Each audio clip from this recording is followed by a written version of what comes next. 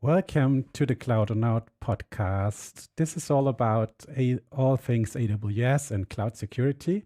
My name is Andreas. I'm running a two-person software company together with my brother Michael.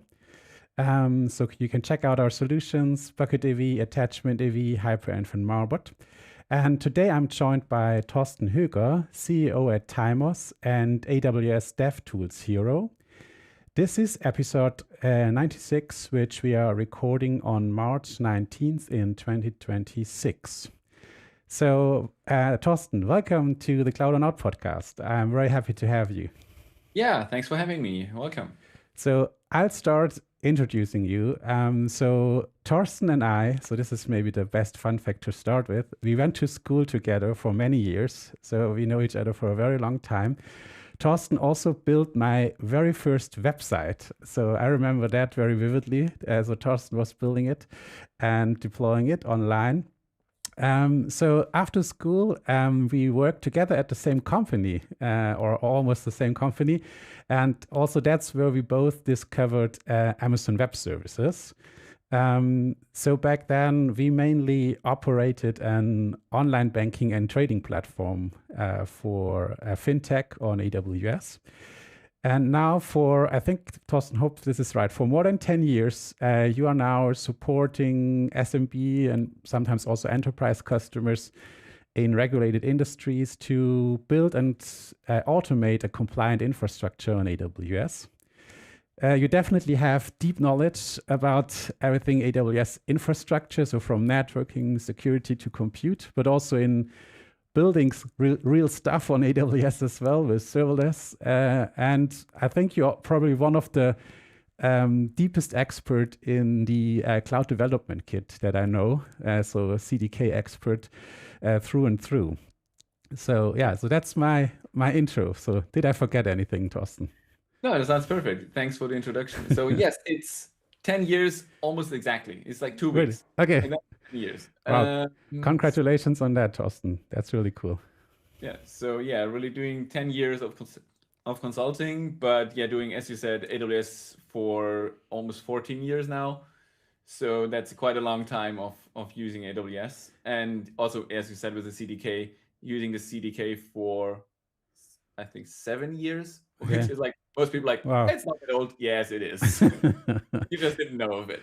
Not too bad, not too bad. So Thorsten, maybe tell us a little bit, what are you doing at your company Timos? So what's your main focus? What are you working on? So share a little what you're doing there.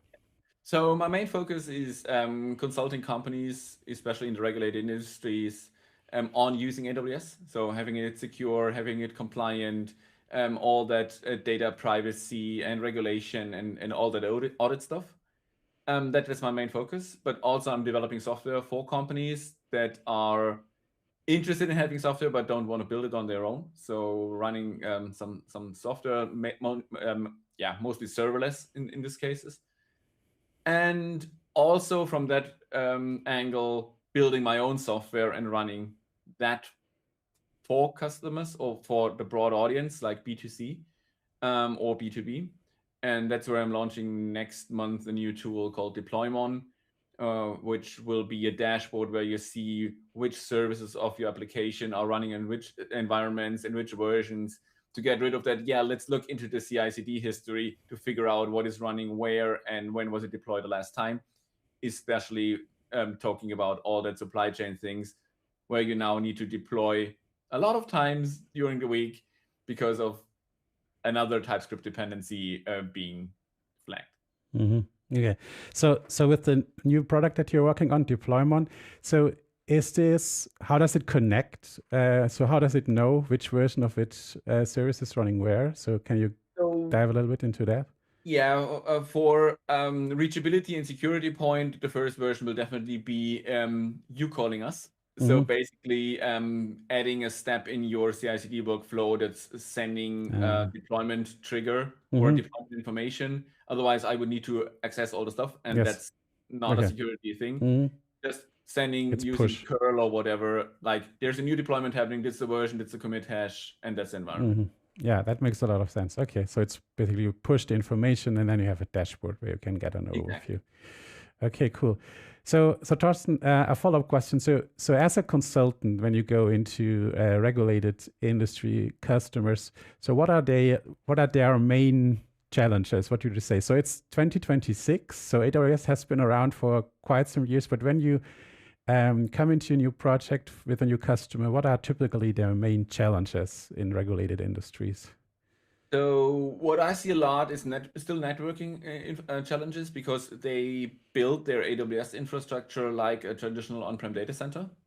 And then all the same things apply, like firewall rules and how do you connect stuff together. Big thing is ingress and egress. So how do you reach from the internet into the internet? All the discussions about proxies and DMZs and all that stuff coming up again, or trying to mitigate it by using cloud native technologies. And then you don't have the problems of building that stuff, but then you have the problem of telling auditors why you don't need that stuff. So that's the two challenges: either building it or proving that you don't need it. Okay. And the regulated industries, so is it mostly in Germany or in Europe, or what's your main target? Yeah, so the main focus is German regulated industries, because regulation is different. Even with the EU, we don't have one regulation. So yeah, to be an expert, it's important to know one thing, but a lot of the things also apply globally. So ISO 27001 or SOC 2 have the same fundamentals. So if you have that in place, a lot of things are already good. Yeah, absolutely. Okay. So Thorsten, so recently, I don't know if that's something that your regulated industry customers are already looking in, but in January, AWS launched the AWS European Sovereign Cloud. So is that something that you see a lot of customers are looking into already, or what would you say is the current state of that? It's very individual. So I have one customer, they completely ignore it and they just don't care. And if another customer, they want to do a full migration into that. So it's the full bandwidth of stuff. Okay. So maybe let's, before we dive deeper into that, so maybe let's summarize what is the European Sovereign Cloud. So what do you think are the most important aspects of that? So there is a legal and there's a technical point to, or answer to that question. So let's start with the technical point. Yeah. The technical point, the AWS European Sovereign Cloud is a new partition. AWS calls it a partition, so it's like a new region, but more.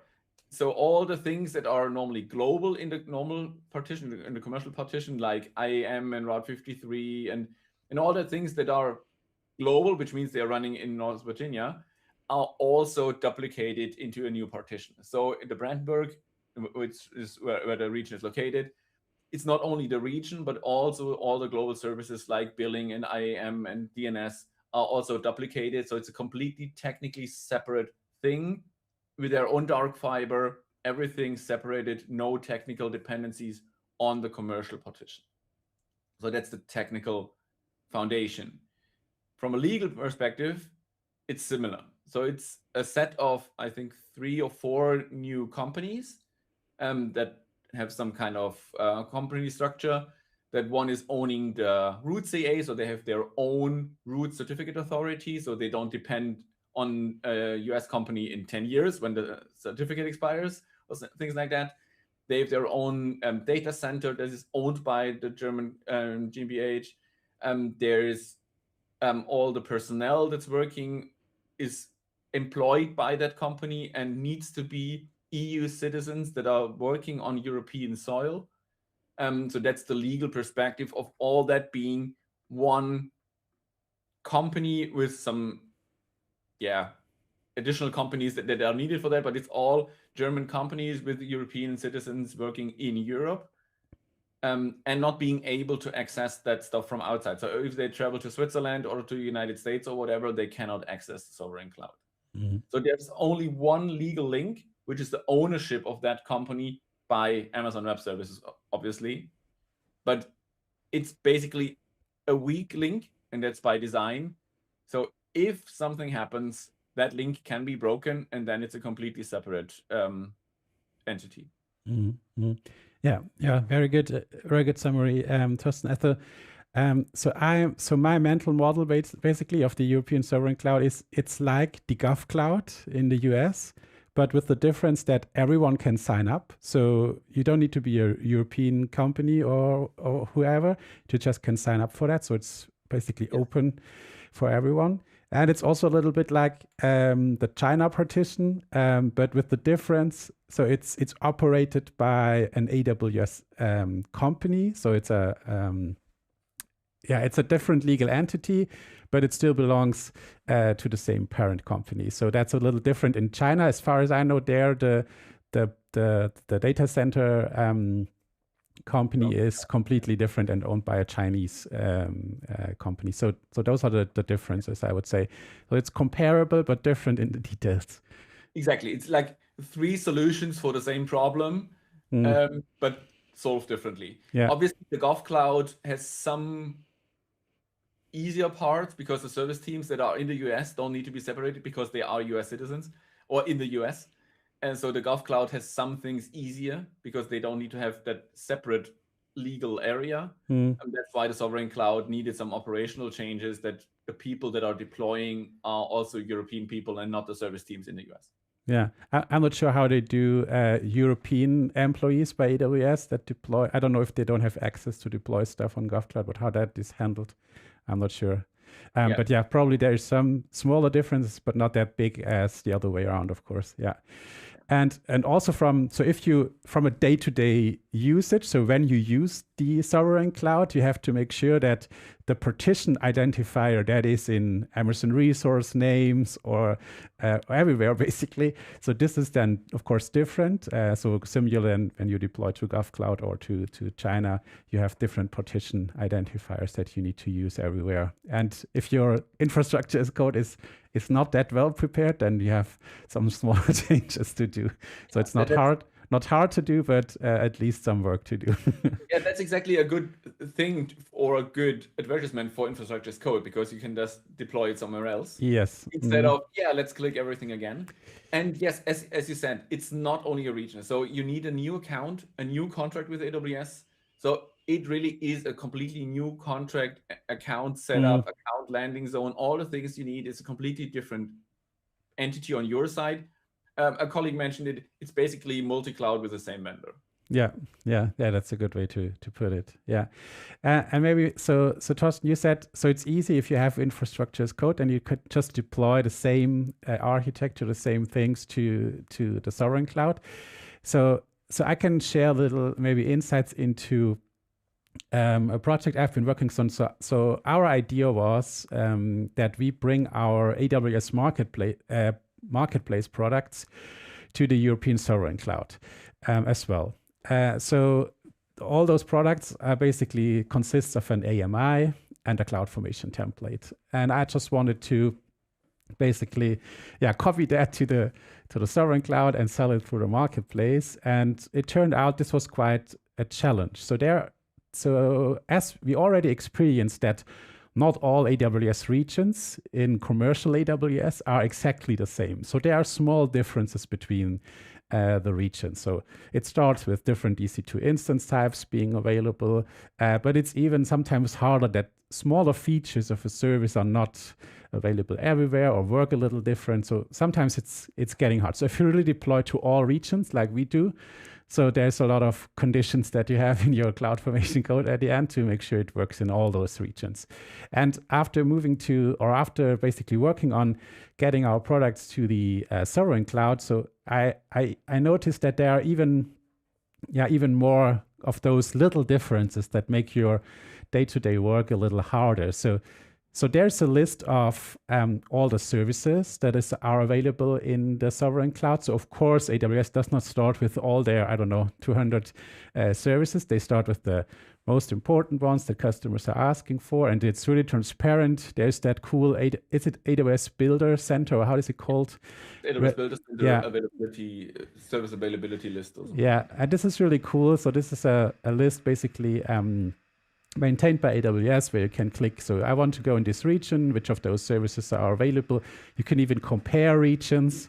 and the availability of services. So that's really cool. And I went through that, and I was lucky. So all those services that we use for Bucket AV are available in the European Sovereign Cloud as well. And I thought, okay, I can just basically copy and paste the thing and let it run there. But it turns out that while the parent service like EC2, for example, is of course available in the Sovereign Cloud, that doesn't mean that all of the features belonging to EC2 are available there. And so this is, I think, where this was the biggest challenge for me, is that, so little things were missing. I can give you a few examples. So I'm a big fan of EC2 Instance Connect, for example, to push your public or your key to the EC2 instance so that you can log in. That's, for example, not available at the moment in the European Sovereign Cloud. Didn't expect that. Other things is, that's probably something you're aware of, Thorsten, the IAM Identity Center is not yet available. So IAM in general is, of course, available, but then the SSO capabilities are not. And then really the hardest challenge was the AWS Marketplace. So which is a special service, you could say. So compared to the software quality and everything from Marketplace to other AWS services, there's a huge gap, I would say. And there are a lot of features that are missing. So for example, you cannot sell AMI and CloudFormation products. Only AMI products or only SaaS products can be sold there. There's no metered billing available. You can just bill by the hour and stuff like that. So there's really a lot of small things that are missing there. And that meant at the end that I could not bring a lot of our products to the marketplace yet. So yeah, let's see how that turns out. Also, a really interesting thing is that there are only 2 availability zones in the new region. So, sorry? 2 public availability zones. Okay, yeah, and that is this is challenging if you have, I don't know, our CloudFormation templates, for example, contain 3 availability zones with subnets in each of those and so on.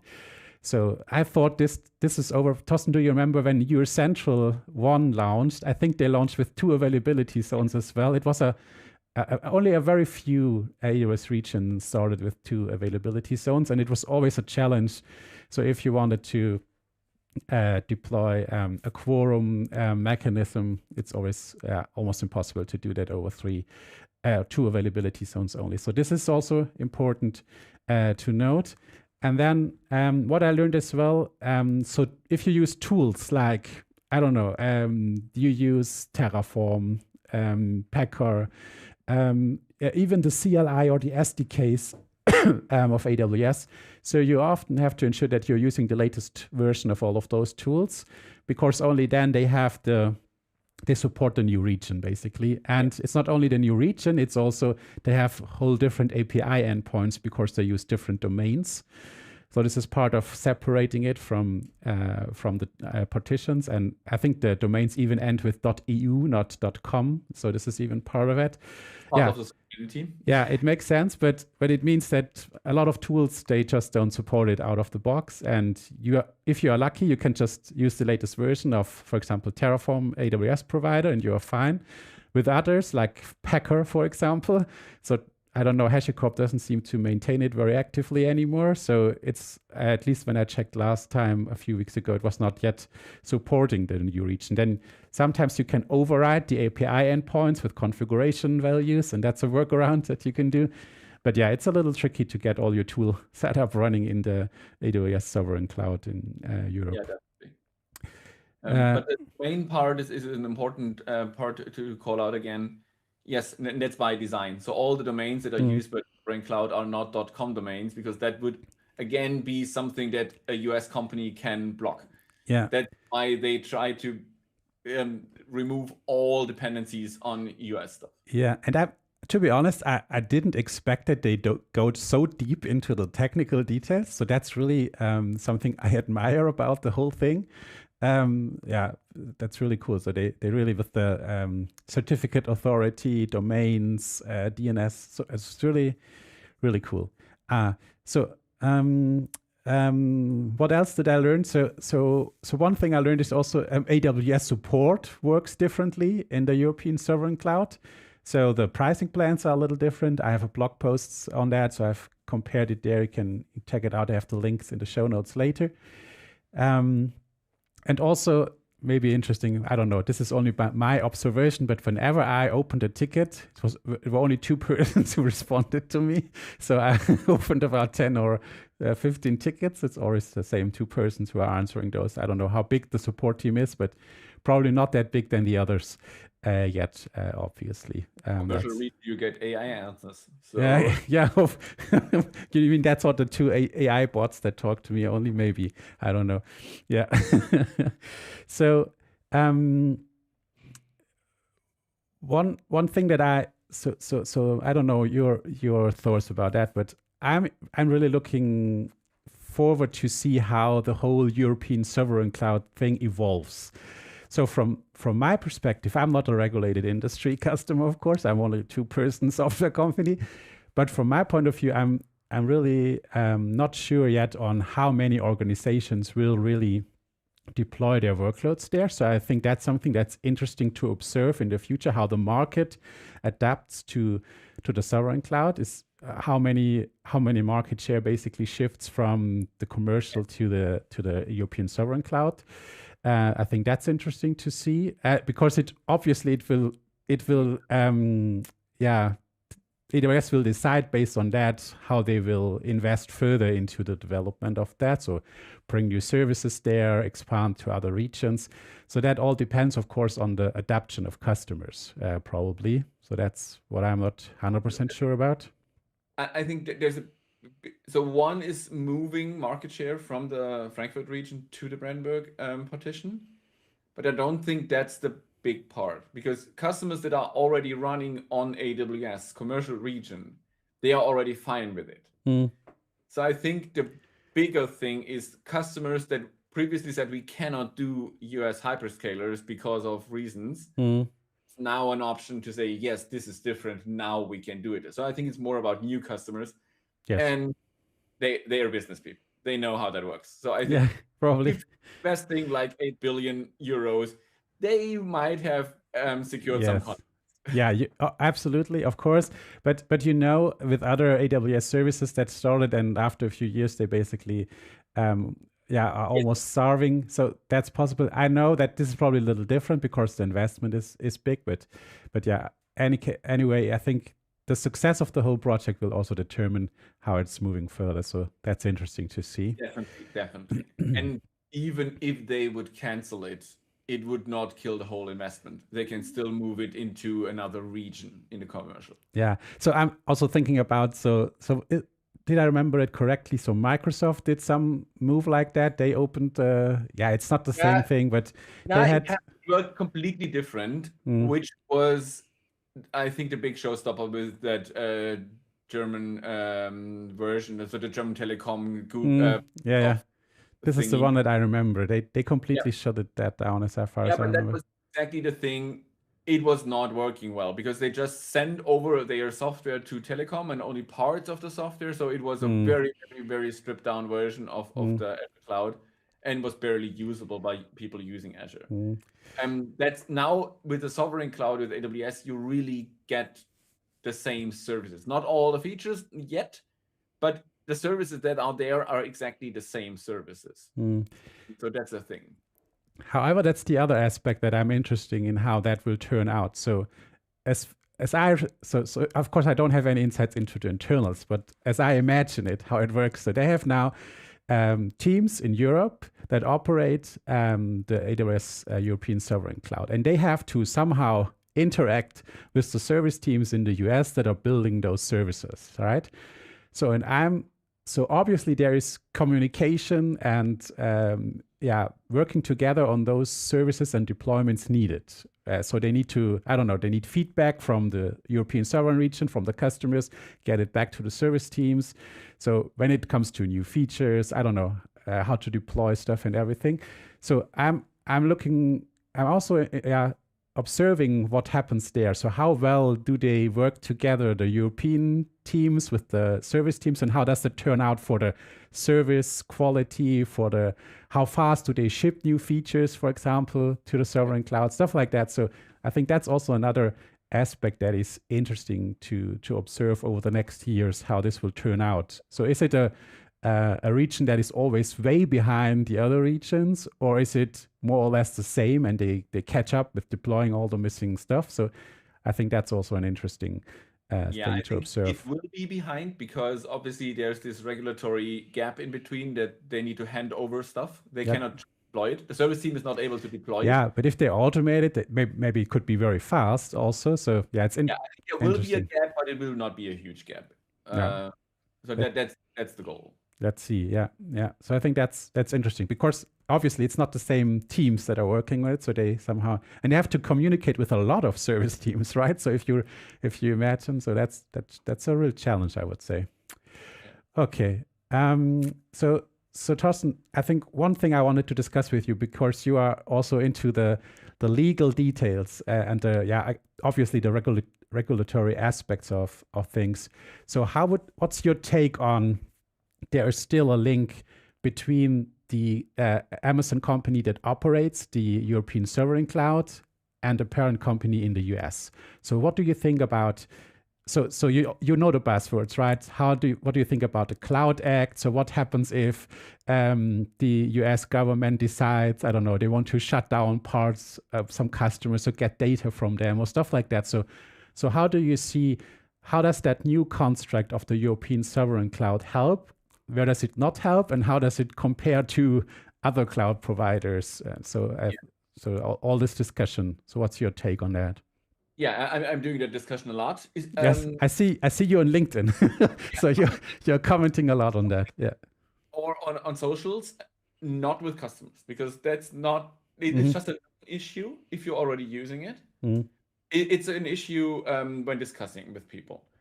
And yeah, I think it's reality, it's three things. So one is Cloud Act. So access demands for crime. So for judges, if they want to have in their criminal investigations.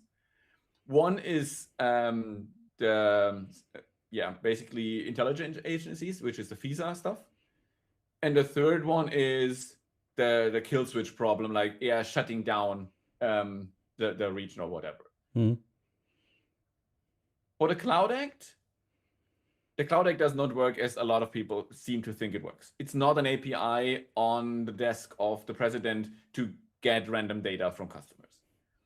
The Cloud Act is a simplification of the already existing international contracts of helping each other in investigating crimes. So instead of sending it to the next agency and the next agency and the next agency and whatever, and then 5 years later getting some data, it's more or less a way to ask the source directly to give them the data. But it's very, very limited. So first of all, it needs to be a criminal investigation with a certain degree of crime, so only major crimes. And it's an ask, it's a demand. It's, please give us this data. Here's the court order. It does not mean we fetch that data. So the US, whatever agencies, is not able to just get the data. They can demand data. And you can demand a lot. If you just cannot comply or you don't want to comply, that's an option. So the Cloud Act just makes sure that they have the possibility to access the data by asking for it for criminal investigations. Without the Cloud Act, they would just ask the German legal system, and they would send the police or whoever to you and just get the data with every other provider. So even with none. We've seen that in Switzerland with Proton. They did exactly that. Without the Cloud Act, they just asked using the police, and they just got the same data. Also, the Cloud Act is not only applicable to US companies. It applies to every company under special US jurisdiction, which means companies having links or offerings to US people. So looking at OVH, we had the discussion. They have subsidiaries in Canada and in the United States. We had exactly the same thing. It's not with Cloud Act, but with the Canadian version, where they were asked for data because of yeah, you have a subsidiary in Canada. The same could happen in the US. We have the same with companies like Stackit, because they belong to Schwarzgruppe, which owns Lidl. Lidl has stores in the United States. So they have commercial ties to the United States. They fall under the Cloud Act. If you have an English website, they can make, yeah, you're targeting US customers. You have an English website, so you're now under the Cloud Act. It's just, do they seem themselves eligible to ask you for data? You can still say no, but that's the same thing the sovereign cloud can do, because on the other hand, there's this conflict of legal jurisdiction to saying, I'm not allowed to give that data to another country. And all the employees at the sovereign cloud are EU citizens. So they are bound by EU law not to do that. And they are personally liable if they do that. So there's a person sitting at the sovereign cloud getting that demand from a US court and like, no, because I'm going to jail for that. And they just say no. And then we have this conflict of interest that needs to be solved by other people. But it's not an automatism that it just, oh, here's an API, get that data. So I think it is a risk, as with all companies that you're using, but that's it. That's a Cloud Act part. Intelligence agencies, yeah. You never know what they have installed into your on-prem routers, your on-prem hardware, if they just access everything else. Interesting thing here is about that FISA Act. They're like, yeah, but with the FISA Act, US intelligence agencies are allowed to get data from US hyperscalers. Yes, but that is only relevant, that law, because they would not be allowed to do that because of it being a US hyperscaler, because intelligence agencies are only allowed to attack foreign systems. So it's not an additional permission, it's just catching up, because they are allowed to attack all others, but not US companies. With the FISA Act, they're also allowed to do the same with US companies. So you're not safe if you're not using a US company, but without FISA, they are already allowed to do that. So that's the intelligence agency part. And the third part is, what about the president just deciding to, stop that? There always is this ICC situation where there was mailbox deleted.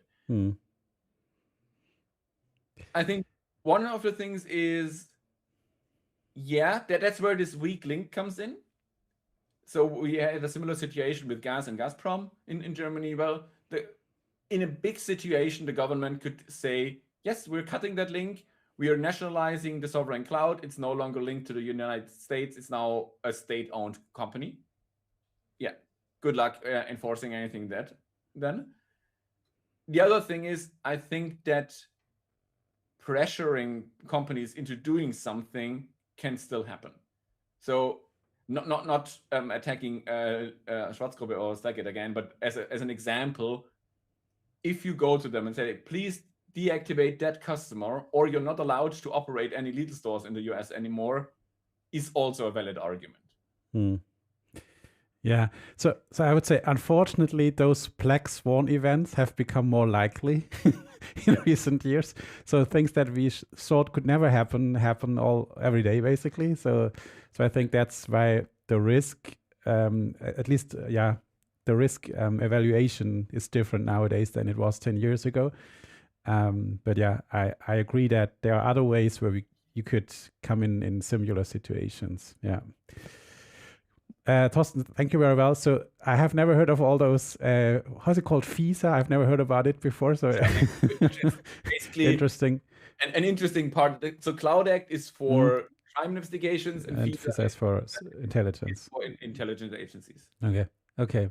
So thank you very much on your thoughts on that. So I want to share one thing. I will put a link in the show notes as well. So I just found it interesting. There was a Reuters news saying that US orders diplomats to fight data sovereignty initiatives.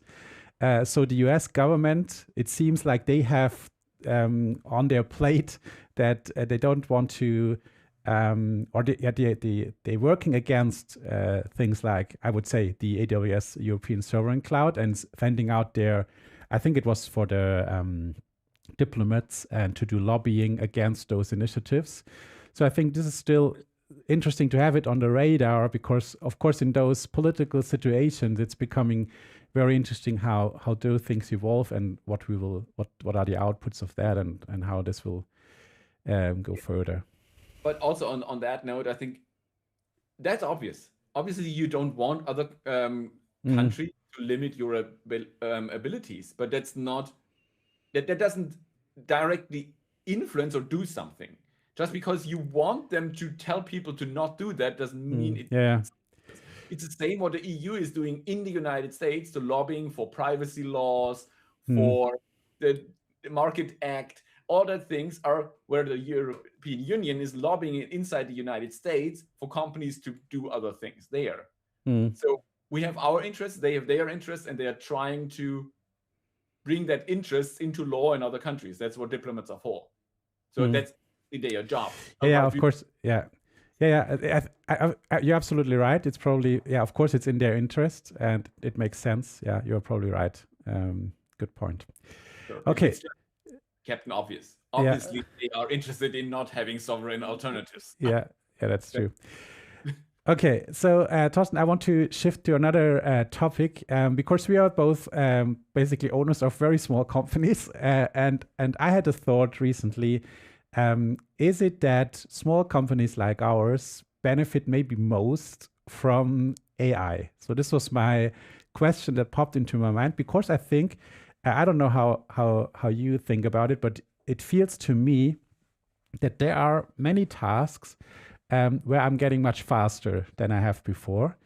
And I just wanted to check with you on your thoughts, and maybe we can dive into how you're using AI, which tools you're using, and if you think that this is helping you maybe even more, accelerating you maybe even more than larger organizations. So that was my thought. I can totally see that because I think there's a lot of market barriers that you can only do it if you're a big company because of you need certain people and departments and whatever, and AI can be that department for you.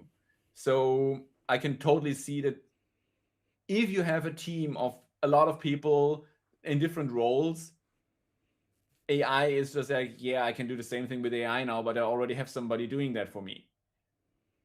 As a very, very small company, you don't have that team of experts in different areas. You don't have a legal team. You don't have a whatever team. So you're now getting teams that you didn't have before. An enterprise already has a legal team. They don't benefit that much from asking AI about something. They just send it to their legal team. Yeah, that's a good take. So what, may I ask you, what are typical things where AI is speeding you up, basically accelerating what you do? Can you share some examples? Yeah, so the most obvious is developing software. But I think that's what the news are all about. So yeah, we can develop software using AI, and you should not ship it without looking at it, but definitely it helps you. But I think the more productive part for me is exactly that, replacing or not replacing, but having teams at my disposal now that I wasn't able to have before. So one of the things I'm doing is writing offers to customers. So I want to write a 3, 4, 5-page proposal with value pricing options and whatever. And there's nothing new in them because I have a call with a customer. We discuss everything that will go into that offer. We just need a written version of that call after the call. So what I can do now is just transcribe the meeting, tell it AI, write an offer out of that. There is nothing fake or special about that because we already discussed all of that. We just need a written version of the meeting. And that's it. Just create it. And it can be done like 10 minutes after the meeting instead of I will send you a proposal in 2 weeks when I find the time. And then you're postponing on it because it's that's interesting. So that's basically you're transferring voice into text and then text into a different format of text, basically maybe a table to have a summary. Yeah, that's very cool. And it brings up another aspect, Thorsten, that I was observing myself. So there are a lot of tasks that I don't like. So like writing offers or, for example, like updating dependencies of my software projects. So this was something. So I was postponing on this one. This was a task in our backlog for a month. We have static site generators that generate most of our websites, and the dependencies all of them were very outdated. It's not a huge security issue because you're just generating HTML and you're uploading that. So it's not running anywhere besides the CI/CD job. But still, I wanted to get everything to the latest version, to fix vulnerabilities, and also to have just the latest version of everything because to use the latest features and everything. And I was postponing for so many months because it's such a boring task to do. And then, so this was a very good example, and I handed that over to AI, and it did a very good job in coming up with a plan. So how do I make sure that I'm not breaking anything? So take a snapshot of the generated code, HTML and stuff before and after, compare it with screenshots, with HTML diffs. So this was a really cool use case. And of course, it's not that hard to do, but it makes it's a lot more fun if you have an AI interaction and to work on that. So this was what I was thinking. It makes boring stuff more interesting to do because you go into this interactive mode and you don't have to do it. Yeah, of course you do it yourself at the end. So you come up with how to do it, but still it's much more fun.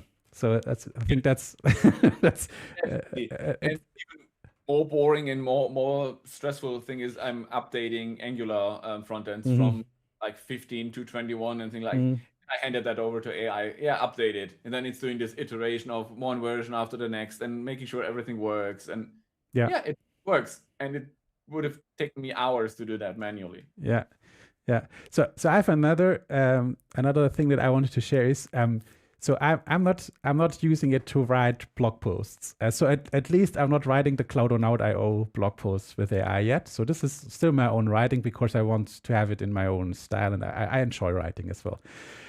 I generate other blog posts for SEO, for other websites, but not for Cloudonaut. But what I do is I can now do a review of the blog post very easily, just hand it over to AI. And I was really astonished from the results of the review. So for example, I had written about an AWS service and some pricing and stuff. And I had miscalculated something in my pricing example.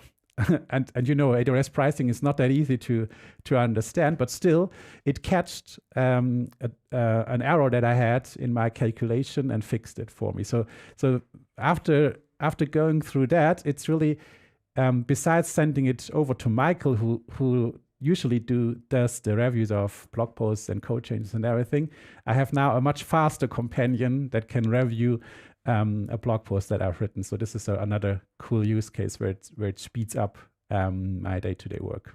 Yeah, going into that companion mode is what I'm doing is my planning. So before that, I had a to-do list and obviously some lists, and sometimes I was writing stuff on that list and sometimes not, and keeping track of all the projects and customers and things is a hard thing, and making sure that they are on time and deadlines.